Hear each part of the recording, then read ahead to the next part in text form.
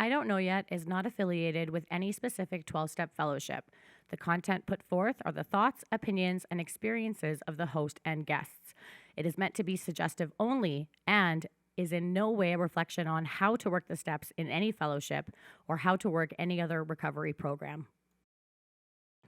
All right, Benji, what are we talking about today?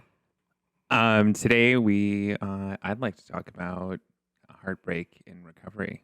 Okay. I'm sure there's a lot of English. I'm sure there's a lot of that out there. I know that when we were talking initially about doing this kind of show, you had mentioned that when you had been through some things, you actually were trying to seek out some of this information and really struggled to find that.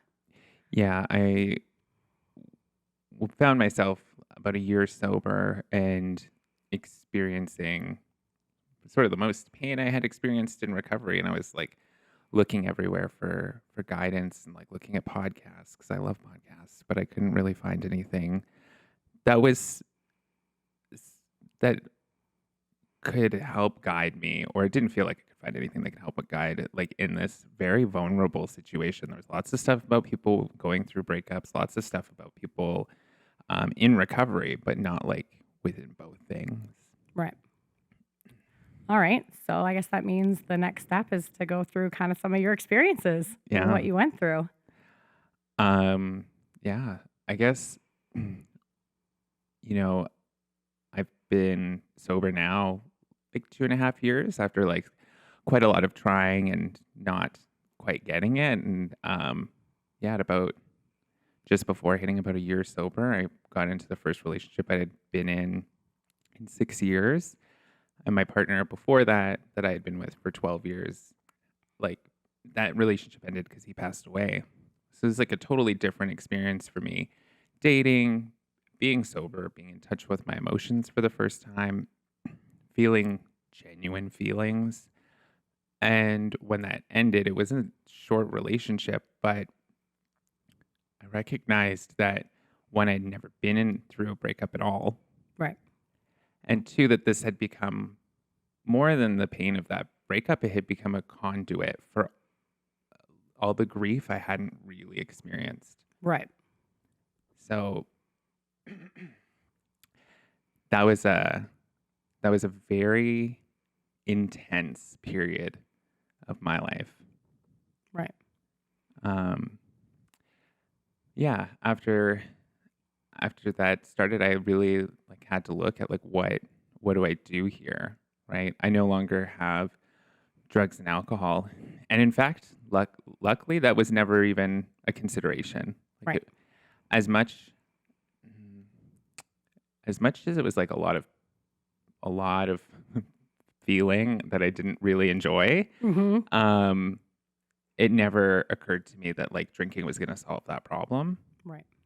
And in fact, I almost wish it could have, because I was like, I know that like at this point, I recognize that that's not going to fix this. Right. But what will? Right. Well, and that's one of the beautiful things about living the life in recovery that we do, is that when you do the work and build a really strong foundation, you don't go back to the idea of that stuff. Some of the hardships that I've been through in my journey, it was really beautiful to know that going back to that was not even an option. Like it wasn't even a consideration. And that's a really beautiful thing. But I can definitely relate to well, if that's not going to be a solution, then what the fuck do I have for a solution? Right? Yeah. And the really beautiful thing from that, because I recognized in the moment that it was not this relationship that was causing me all this pain, but it was my attachment to this person and what they represented to like this grief that I had never dealt with. Right. Because my mom came to my house and stayed a night because she was worried about me, and I just couldn't stop crying. And I'm not really like an emotional person. I don't cry that often. My mom was just like watching me like kind of bewildered because she couldn't help, and she's like, seeing me like grieve for the first time sober. Right. But it propelled me into this mindset of seeking. But instead of seeking drugs and alcohol or seeking like another person, I was seeking like connection to something bigger. Right. So I found myself going to like all sorts of houses of worship and meeting different people because the person I had been with, we went to all the same things together. Hmm. So the places that were my safe space were now not my safe space. Right. Um, and so I had to figure out like how do I know I can't avoid this, but I also can't feel like this. So how did you navigate through that? One was really like openly talking to people Mm. and telling people in my life what I needed. Oh my God. Sounds so easy, but can be so hard. You know, I remember seeing somebody that I had never ever hung out with, and we'd never really spent any time together one on one. And I saw her, and but we talked a lot in passing, and she asked me like, "Oh, how are you doing?" And I was like, "Honestly, not good." And I was like, "I can't go home by myself right now. Like, will you come over and like I'll order us a pizza. We could like watch a movie or something." And she was like, "Absolutely. I'll go get my pajamas and come over." Love that. You know, and um, I recently heard her tell that story from her perspective, which was that she felt that I could see that she was struggling and that I offered her to come to my house. And that's the way that she remembers it. That's probably one of the most beautiful fucking things I've ever heard. That's pretty fucking awesome. Yeah. Which taught me a lot about how, like, like, not just mine, but our vulnerability is such a gift. And to not express, like, what we're going through can be not just, like, painful for ourselves, but can be selfish because not giving somebody else the opportunity to help, or it might help them in a totally different way that you don't know or that I don't know. Right. And I wouldn't have learned that um, if it wasn't for the pain that I was going through at the time, because I never would have been so uncomfortable to ask somebody for something that I needed. Right. I feel like that's such a good guiding light to what the universe can provide when we actually become open and willing to do those things. It reminds me of the time. So you and I are friends, right? I don't actually remember how we became friends. I saw you a bunch of times, right? And then we kind of started hanging out. And I immediately felt like you were somebody that I could talk to and confide in. I felt that connection to you right away. But I do remember one of the kind of monumental moments for me was that I was offered these hockey tickets from somebody at work, Yeah. right? And so you and I were becoming close, but we weren't that close at the time. And for some reason, I sat down and I said, "Oh my gosh, I have 3 hours to find somebody, or maybe 4 hours to find somebody to go with. Who do I want to go with?" And I sat down and you would just immediately popped into my head, like immediately. And I didn't even know if you liked hockey. I was just like, I'm going to call Benji and see. Yeah. Right. And then finding out that you were actually going through kind of a hard day that time as well. And that was Yeah. exactly what you needed, was a really, really cool moment. I think it's just really beautiful, the things the universe provides to us when we are open to that vulnerability. Yeah, it is. And that day was like, you're right, because I don't exactly remember when we got like close, but that was definitely a moment where we got a lot closer, and like it sort of like shifted the relationship. Though I felt like I really liked you before, but I was really struggling that day with the same stuff. It was this. I've really realized over the last year that healing isn't linear. And some days I feel super great, super confident in who I am and confident being on my own, which I feel most days. But then there are days where I feel totally the opposite. And when I feel like that, I can get hard on myself and think, no, I'm not supposed to feel this way. I'm supposed to be further along than this. by having compassion for like where I'm actually at. And just because it feels like I've gone backwards is actually still forward momentum. Right. Yeah, I can really relate to that too. I've been in a position for quite a while now where I think I've done a lot of internal work to the point where I'm able to, which is a very hard thing to do. And sometimes when you're emotionally tied to it, it's a lot harder. But I've found that I've been able to really put myself in a position of if something happens that's good, I'm thankful. And if something happens that I don't love so much, I'm able to stop and say, what am I supposed to learn from this? What am I supposed to take from this? And that took a lot of time and effort and internal work to get to. But I know exactly how you feel because I just had a time a few days ago when I was at work and everything was falling apart and I was super overwhelmed, super stressed out. And I felt like I had sent a text saying, I've just accepted that this is a bad day and nothing I can do is going to make it a good day. Like, this is just a shitty fucking day. And when I sent that message, I immediately felt like I had failed.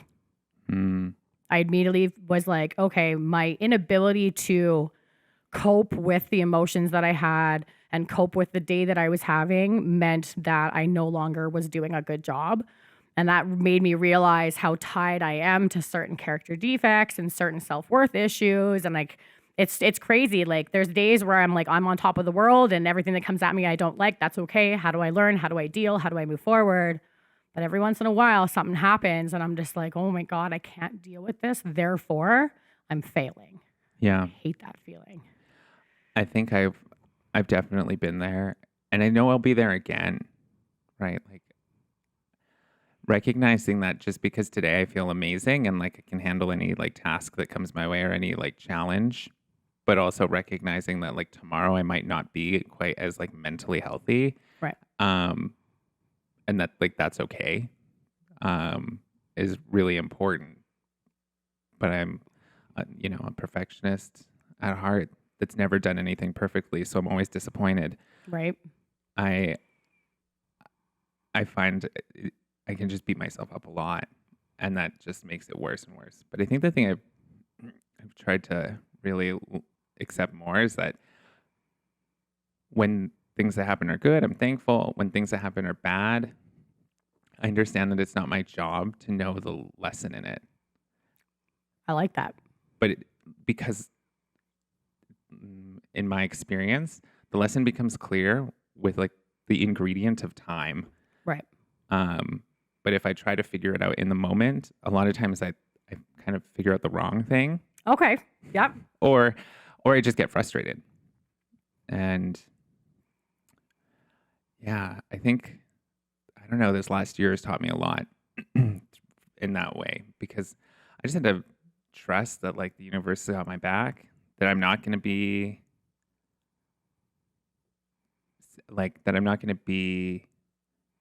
alone forever, or not even that, but that I'm not going to feel alone forever. Right.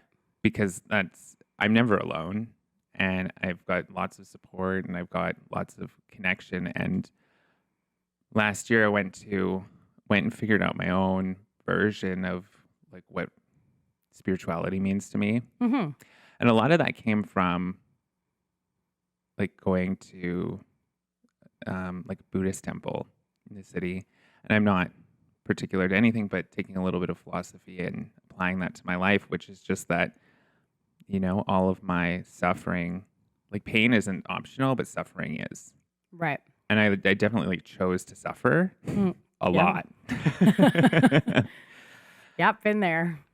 Yeah, I remember one particular day it was like probably almost exactly a year ago. It was a really, really tough day. I was feeling very like I could just crawl out of my skin. I had really low self-worth, and I knew I couldn't drink. I knew I couldn't, and I just didn't know what to do. And somebody had suggested, well, go somewhere, and that was go try and connect spiritually to something, whatever that means to you. And so that was the first time I ever went to the Buddhist temple. And I went there and I was like, this is okay. Like, I don't know what's going on. It was very like, where do I put my shoes? Like, like they were like chanting and there was incense everywhere. And I was like, I had no idea what I was doing, but I was like, but I knew that I was probably in the right place. Right. And at the end of it, the Buddhist temple is near downtown, right across the bridge from the city center. And at the end of it, one of the ladies who leads it was like, "Hey, like, I see that you're new. On one Sunday each month, we go and feed. We go over to the drop-in center and we like serve lunch to the people that are staying there. Do you want to come with us?" And I was like, "Okay, well, like, I'm here, so I'm supposed to be there, I guess." And I like walked over with 10 Buddhist people, and we went and we served lunch. We served like I think like 900 meals. Wow. To the homeless, and I was like standing in this place where, a lot of people were in a really desperate situation. Right. These are people who have everything that they own is like what they can carry on their back, and they're very vulnerable. And I was standing there thinking about like the morning, reflecting on sitting in my cozy apartment, like crying because I was feeling so alone, and like being in the afternoon, like doing this little bit of like service or like a little bit of something for somebody else. And I was like, I think I had this, it made it really hard to feel bad about myself. It gave you perspective. And it made me realize like, I'm probably going to be okay. Oh, yeah. It's hard though, right? Like that's one of the biggest reasons why the suggestions in the book and why people in recovery constantly talk about the importance of pillars and having God-centered people in your life and having people to talk to and reach out to is so important, because it is just crazy how much our emotions can cloud everything else. Yeah. And it's, for me, I always get a kick out of the fact that I can have someone call me for advice in a crisis situation and be like, "Oh, 100%. This is very simple. All you have to do is go back to basics. A, B, C." And they're like, "Oh my gosh, that's so simple. Why didn't I see that?" Yeah. I'm like, "It's okay, because you were in it." And then 2 weeks later, I'd be calling my pillar being like, "Oh my God, I'm freaking out. I don't know what to do." And they're like, "All you have to do is A, B, C." And I'm like, "Oh my God, that's literally the advice that I just gave to someone else not 2 weeks ago." Yeah. It's just crazy how clouded we can be when we're emotionally tied to something. Absolutely. And I think it's like, for me, it's like attachment. And that's a Buddhist principle, is that like, that I've learned is that all suffering is like based on like desire, right? But it's not so much desire, but the attachment to it. Right. If I didn't desire things, I wouldn't be upset when I didn't get them. Right. And the attachment to the idea that I could have this thing. Right. And if I have this thing, then I'll feel better. If I have this thing, people will like me because of this. If I, then I'll be okay. I think it's really great that you're saying that, because I feel like that's a very common thing that I've heard with people in recovery when it comes to relationships, right? They don't see it when they jump into it, but that whole, if I have this healthy relationship with another human being, then I'll be okay. Mm-hmm. And I feel like that's something that's constantly missed, is the importance of being able to learn how to love yourself before you let somebody else in. I know at least that's been my experience. No, I agree. I think I fell into that trap too. And I was so hard working against it. I was like, no, this relationship is healthy. No, like it's different. No, I'm doing this totally differently this time, which was true in so many ways. Mm-hmm. But in so many other ways, this person became like all of my life. And I didn't see it happen. Mm-hmm. And I didn't see it when it ended until I had the gift of time and perspective. Right. And I think that's something that could really benefit a lot of people. And I think we should kind of dive into that. Like, what have you learned from your experiences about how to make sure that you're adding someone into your life, not making them your entire life. Because I feel like that's something that happens. It's happened to me. I'm sure it's happened to you. It happens to a lot of us, right? Yeah. Where 1 minute you're like, okay, let's go out and do something. And the next minute you're planning your life around that person. Right. And I know in my situations in the past, I've felt like I've lost my own identity pretty quickly. And it became very much about the other person. I agree. I think I still don't have like the perfect answer for that because if I did, then, well, I don't know. I don't know that I still don't know that I ever will have the perfect understanding, but I know some of the things that I've done in the past that I would not do again, which is when like looking for somebody in my life, I don't have the gift of having a lot of like dating experiences in the past because my partner before he passed away, we were together for 12 years. And so this was sort of like the first time. And I know when people sort of date a lot, they kind of know what they want and what they don't want. And one thing that's really like took me some time to really get is to like love myself, love the skin I'm in and who I am. And I'm a lot. And so you're just the right amount. Thank you. I appreciate that. But I realize that I want somebody in my life that is the same, not necessarily like a lot, but that loves themselves for exactly who they are and gets that about themselves. Right. Because but I wasn't fully there before. And maybe I'm not even now. I don't really know. I think that becomes clearer when you start the dating process. Right. But I think having a really good understanding of who I am is like the most important thing. And having a lot of self-love. And for me it's really important that like the person that I'm with, I am not dependent on for anything. Right. And for me, I'm financially stable. I have lots of friends, all of that, but I can become very quickly dependent on somebody for validation. Oh, yeah. Yeah. So, yeah. And I'm a pretty independent person, but all of a sudden I can't make my own choices about anything. Right. Because it's a lot easier to live life if someone else makes the choices for you, because if they don't work out, it's not my fault. Yeah. Yeah. That's funny. But I think that's somewhere that I need to be cautious of in the future and forever, is that the only validation that I need comes internally. Right. And putting that expectation on somebody is so unfair to them. It's unfair to me, but it's like even more unfair to that person. Right. That they need to complete me. And the same goes the other way, right? Like I can't complete someone. They have to come to the table like, fully formed. Fully formed. Yeah.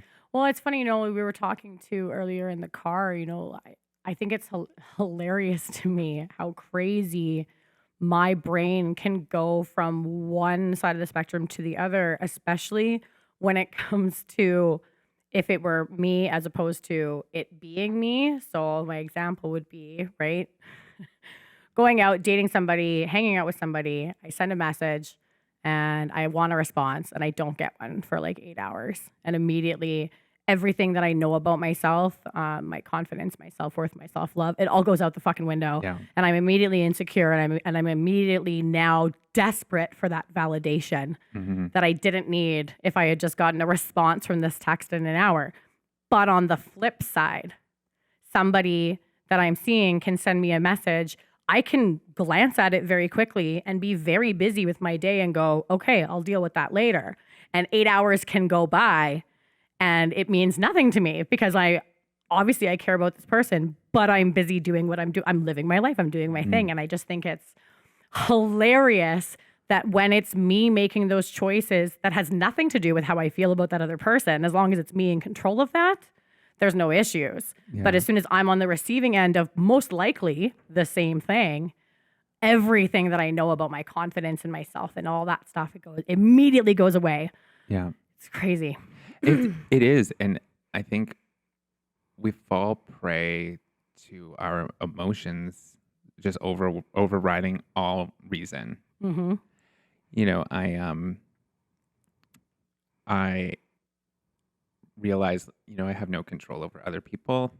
That's been clear for a long time. I accepted that in early recovery. The thing that took me a lot longer to realize, and I learned in going through heartbreak and recovery, was that I don't have control over my thoughts, Mm.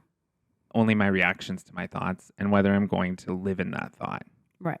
So, especially in the beginning where I'm like, I want this person back in my life, or I have that thought, right? Do I think about that and like live in the fantasy of that for 20 minutes? Or do I go, oh, yeah, I have an attachment to this person. It's rational that like this is coming up, and then accept it and move on. Right. Um, there's like definitely times where I'll just sit there for 20 minutes and live in fantasy, Right. or I definitely did. But um, I learned that just hurts me in the long term, right? It's really beautiful that you've been able to find that kind of level of self-awareness though, right? Yeah. Um, I generally don't see it until after I've spiraled out for multiple hours that I'm like, I'm probably just being silly. Yeah. So being able to recognize that and say, hey, I recognize this is what I'm going through. I mean, as I said earlier, that's how I feel today and how I've felt for the last, like, probably like 6 months. I've been in like a place where that's sort of the way my thought process is, but acknowledging that like maybe it won't be like that in 6 months. Right. That's okay too. This whole like journey, it ebbs and flows. And sometimes I can be super balanced and rational. And then there's other times where, I do get stuck in my head. It's okay too. We wouldn't be human if that wasn't the case. I think like you were talking about earlier, I think especially last year, I found just being so hard on myself of why is this so painful? Like, why am I not stronger than this? Why is this affecting me? Like, I know I'm a whole person and I know I'm like, like none of this should be breaking me down. But I actually felt like mm, the worst I had ever felt since my partner passed away.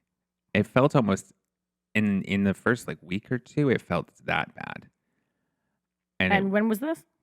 last Okay. fall. Okay. And that's how I knew it was more than this like one relationship, but it was really like the conduit to all of the stuff I had avoided by using drugs and alcohol. Right. But it was an extremely painful time, and I get the beauty of looking back on that now and seeing how beautiful that really was, because I had this really amazing opportunity to feel all of this love and this grief for this relationship that had taught me I could love again, but was ending, and for this relationship that had taught me how to love for 12 years that had ended. And I had avoided really like digging into that for so long. Right. Then now I look back and see how much pain I was in last year and look and think like, God, what a gift that was. Right. Um, but at the time I was like trying to listen. It was like, am I going to make it through this? Because like, it sometimes didn't feel like it. Right. So when having that kind of be the topic of what we're discussing, what are some of the things that helped you through that breakup? Like I was saying, like really talking with other people was like the first thing, but really like seeking out, for me, spirituality, trying to find like a connection to some purpose bigger than me. Mm. And I had booked like a 3-day silent meditation like months in advance. And it just happened to coincide to like 2 weeks after this breakup. And I was, Just yeah, happened. exactly. Yeah. Nothing Thanks, is, universe. yeah, nothing is coincidence. Yeah. But part of me wanted to cancel because it's, spending 3 days in silence is, I'd never done it before, one. And two, it's about suffering. And I was suffering. So I'm like, no, I've got that covered. I don't need to, but it's about suffering and healing. Right. But I mean, I can understand like there's probably a lot of fear there. Like how, Yeah. like I'm already struggling to deal with this on the day to day. How can I do nothing but just be silent and think about it for 3 days? Well, I talked to my therapist about it before, and she was like, 3 days. She's like, do they have like access to emergency services? And I was like, do you think that like, what do you think is going to happen? And then I thought, wow, but yeah, there were, so I've never done anything like that. I struggle to meditate. I really struggle to meditate. I do too. Even doing the guided meditations and stuff, like I do them and not consistently. And, I think a lot of people struggle with it. But when I do, I feel a lot more balanced. And so I was really on the fence. Should I go? Should I not go? And then I was like, I'll just go. And then I started to get really excited. Like, this will fix me. Right? I am feeling so low and so broken. Like, fundamentally, I felt broken. And, I had all this fear, like, I'm going to be alone forever. Like, why would I like fall in love again just to lose it? And all of these just fears coming up. And I was living in that. And I thought, okay, once I go and meditate for 3 days, I'll come out of there a whole new person and I'll be amazing. I remember pulling up into this monastery and getting out of my car, and instantly, within 2 seconds, I was like, I'm not going to be fixed when I leave here. I just knew that it was like, it's not going to be that easy. Right. But I was happy to be there, but I just knew like this is like part of it, but it's going to be a lot longer of a road than just like going and sitting under a tree for 3 days. Okay, fair. But it was probably the beginning of that journey where I started to feel this connection, because I think there was like 45 other people there.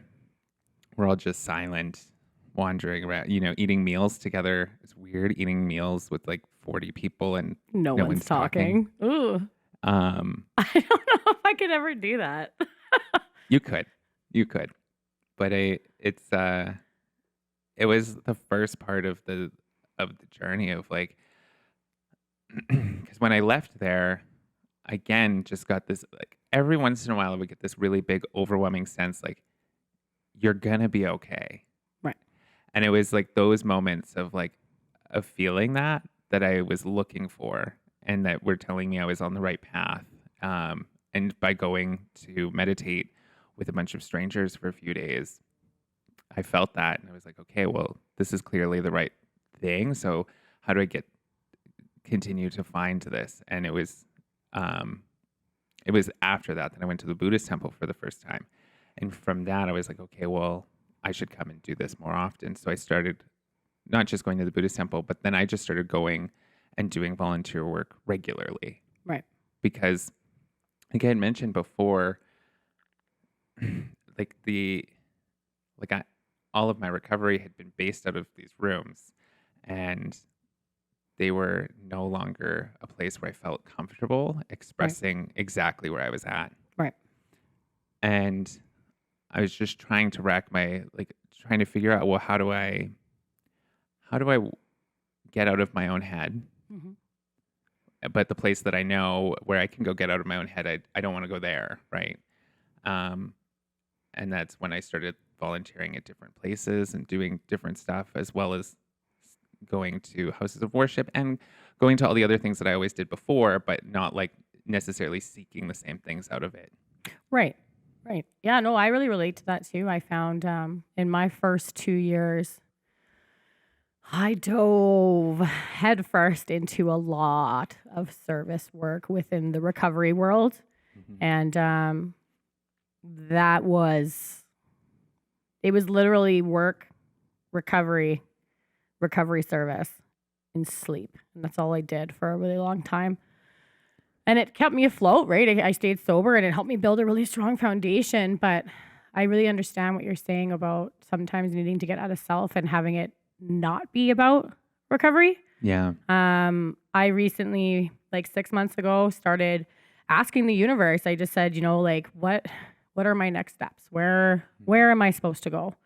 I know I really struggled a while ago with, I hit a point in my recovery where I said, is this what I got sober for?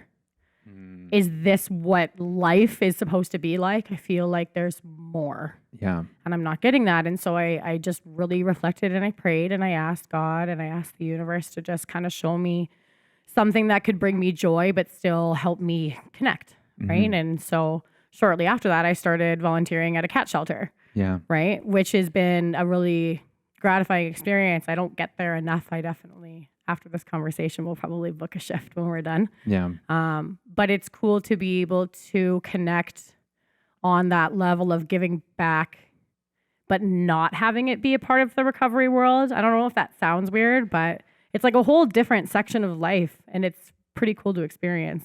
Absolutely. And I think for me, I have to balance that too. For me, I like to have, and I know you do you still continue to do a lot in the recovery community, but for me, in the same way, I like to have a balance, right? Because I still love like doing service work in the community, but not overwhelming myself with it, and finding balance, which I don't think I ever will.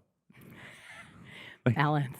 I think it will always be, it will just always be an act of just moving things around back and forth because, like, I'm not the same person every single day, and Right. and what is balanced to me today may not be balanced for me tomorrow. Right.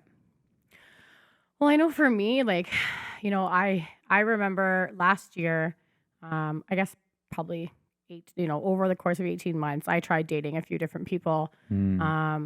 Perhaps it was that in the rooms I had been over that quote unquote year sober and I was ready to get back out there.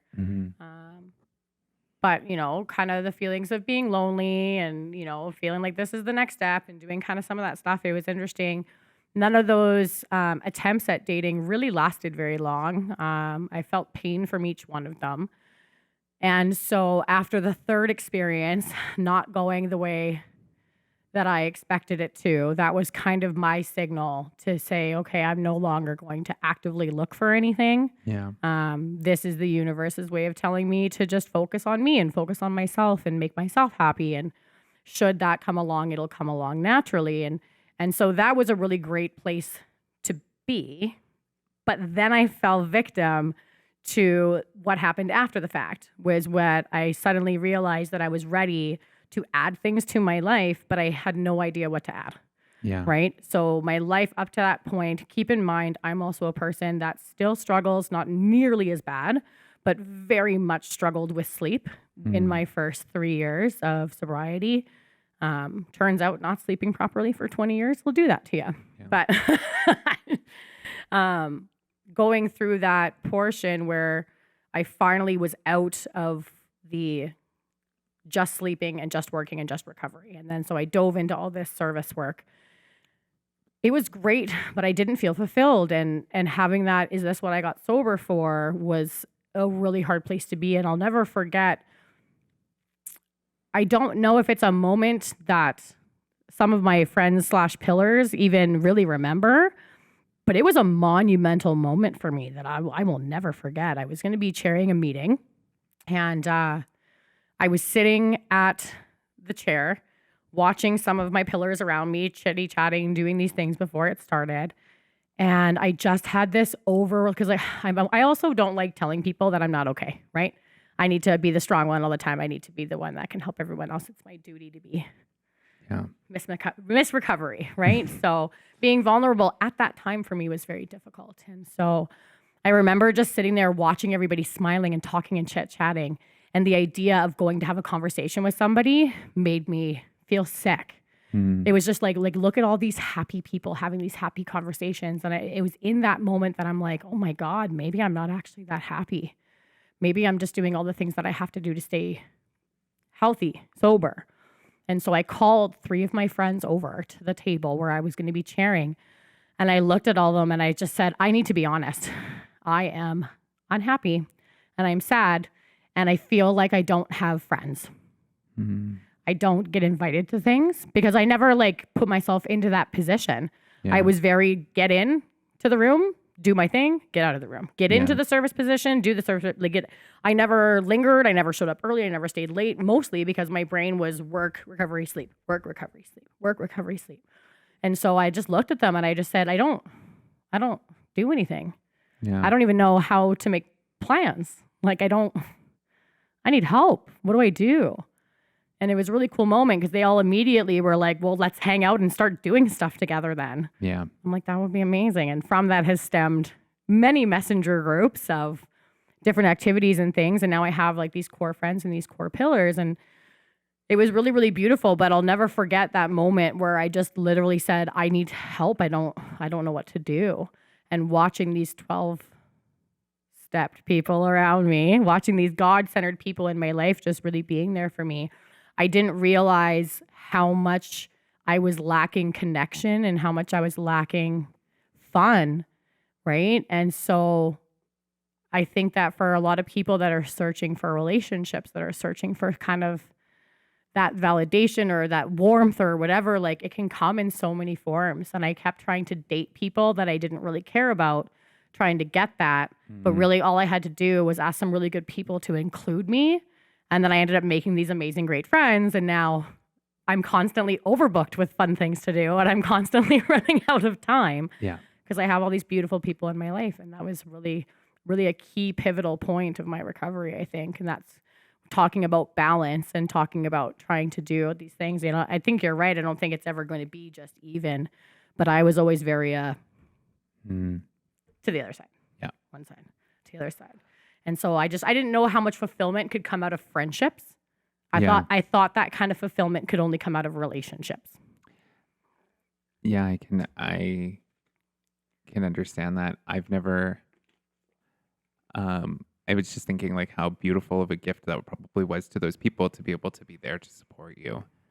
That was like a gift that you gave to them in what like we sometimes can feel as weakness. Right. I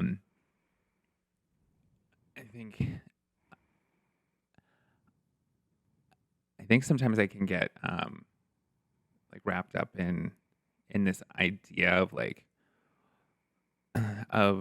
what a relationship should be or what it could be or like this future, right? So like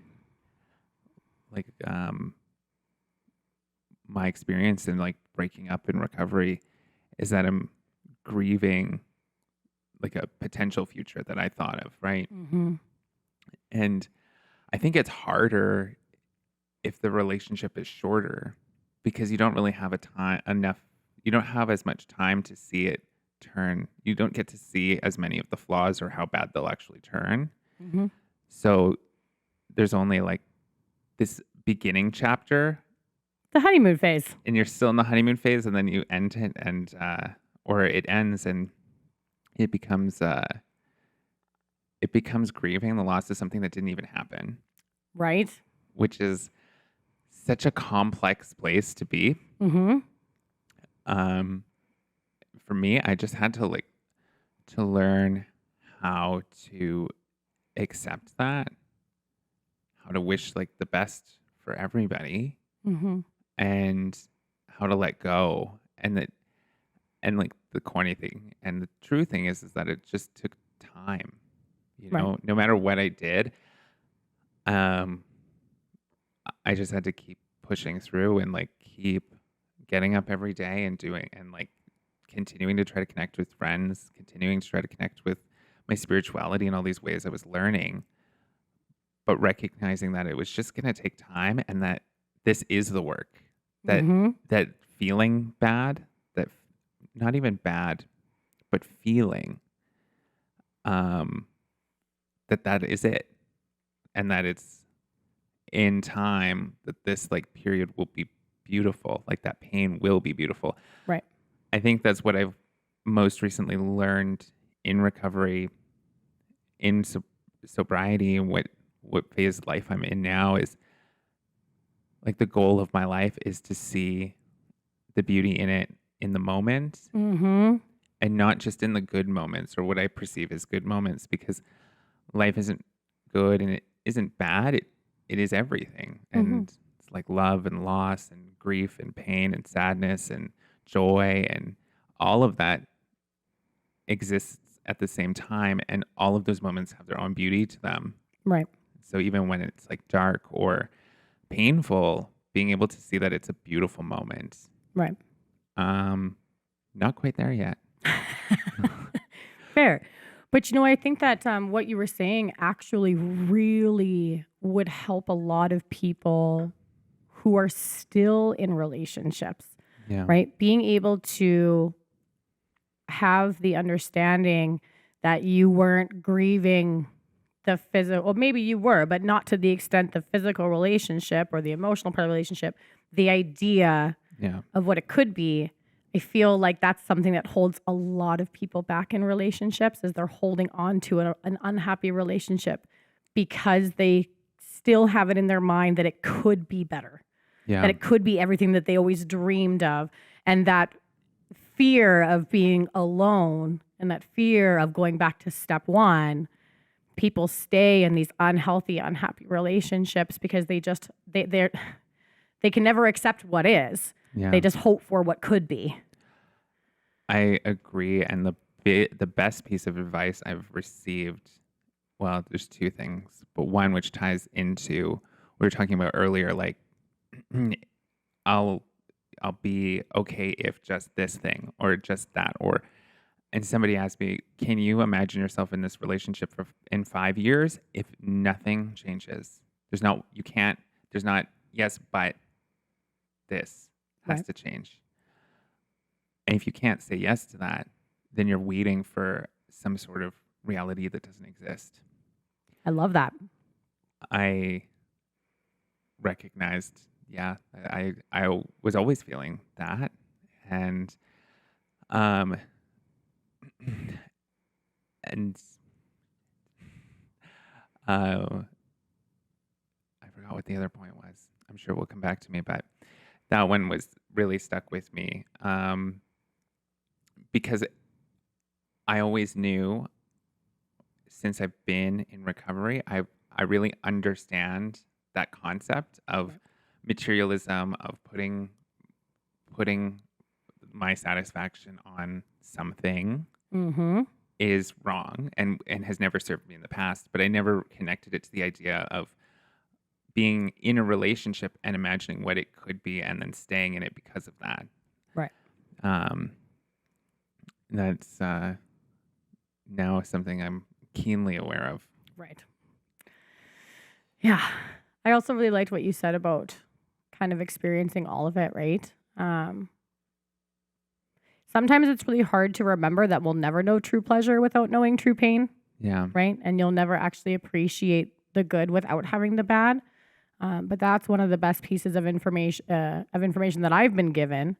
It's something I saw online, somebody talking about it. It's been kind of like my mantra for the last 4 months ever since I saw it, but it's all about leaning into joy. Yeah. And I guess she spoke to a bunch of people that were getting onto the later years, right? People that were kind of on their way, right, in hospital beds and whatnot, and asking what are your regrets? What are things that you wish that you had done differently? And the number one answer was that they wished that they experienced more joy of the moment, right? And not Yeah. worrying about anything else. And so that's been something that's been a really big focus for me over the last little while, is stop worrying about yesterday and stop stressing about what could happen tomorrow, and just appreciate the moment for what it is, and really just give all of your attention to it. And I'm not going to lie to you, I've had a lot more moments of joy over the last 6 months.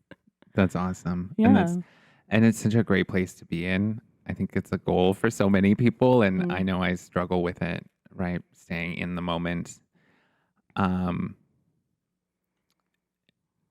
And really being present for the moment is hard. Mm-hmm. I think one other thing this is something I also just saw on the internet that I often forget, but really was struggling with a lot is when it was just a thing that just said, has there been growth? Not how much growth, but has there been growth? Right.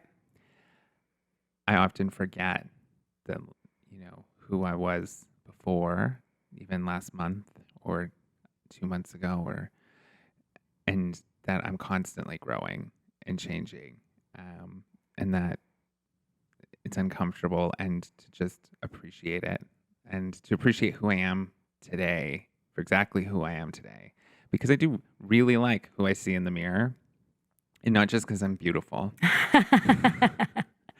but um, but I do, but I also recognize that that this feeling can change too, right? Right. And just appreciating like being super comfortable in my skin today, because for so much of my life I was not comfortable with who I was. Right. I think it's also really important for, to understand for anyone who could be listening in the future to understand kind of what that looks like, right? How we get to that point. It doesn't just come from cutting out the drugs and alcohol. It comes from some actual hard internal work, Yeah. right? Making sure that we're understanding who we are, connecting to our spirituality, bringing a higher power into our lives, and really trying to live by those spiritual principles that we learn about. And that really transforms the people that we were into these unbelievably, like, can you remember what you were like 10 years ago? Like, how far have you come? Sometimes whenever I think to myself, like, I have so far to go, like the other day when I felt really defeated and I felt like I was failing. The thing that got me out of that was just a little bit of prayer and reflection, being like, think about where I was exactly 10 years ago. And holy smokes. Yeah. Right? What a long way. But it doesn't come from just sitting on your ass, right? There is some work to be done. There is, and I think, like said before, for me in the last year, it was like digging deep and really seeking out people who had been sober for years and saying, and being vulnerable and honest and saying, like, look, this is what I'm going through right now. Help, because I've never been sober for a year before. I've never been through a breakup before. I've never been vulnerable and felt like this before. How do I do it? Right. Really reaching out to people who had been there. Right. And what ended up happening was I ended up making a ton of friends over that period. Because it turns out, people go through breakups every day. Right? And, the Lonely Hearts Club is a real thing. I made a lot of friends with people who were, years down the road of their recovery, but also going through the same thing, and the feelings were the same. Right. And I could see that just like, it actually really didn't matter that it was like a year or 5 years. It was still going to be painful. Right. It was still going to suck, but that I was going to be able to make it through, and through it, like have a deeper understanding of my life because of it. Right. One thing I did daily was like I started journaling every day, and I started every morning I would write out a gratitude list. I bought like funky pens, and I did that every single day. And like would take a picture of it and text it to my sponsor, and that really helped to start my day in a place of gratitude, because there's so much in my life to be grateful for. But all it takes is this like one thing, not working out to cloud out everything. Yeah, to make it. I got like a big promotion at work like right after, and it was like, don't care. Like it was amazing how little I could care for all these other things in my life, which made it really very clear to me that I had placed so much importance on this relationship. Right. That was not healthy for me. Right. But yeah, that was like, I think really like recognizing that I don't know what I'm doing and being honest about that has been the saving grace, and really seeing people who I want to be. Right. And asking them, how'd you get there? Right. Surround yourself with people that are doing better than you. 100%, Yeah. right? That's how you level up. Love it. Is there anything else you wanted to talk about?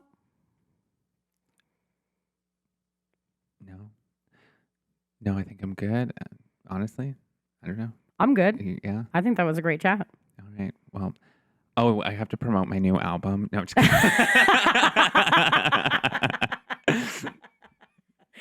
I fucking love you, Benji. Okay, well, I guess we'll wrap it up. I really appreciate you coming on. Thanks. Thank you for inviting me. Thank you so much. Love you. Peace.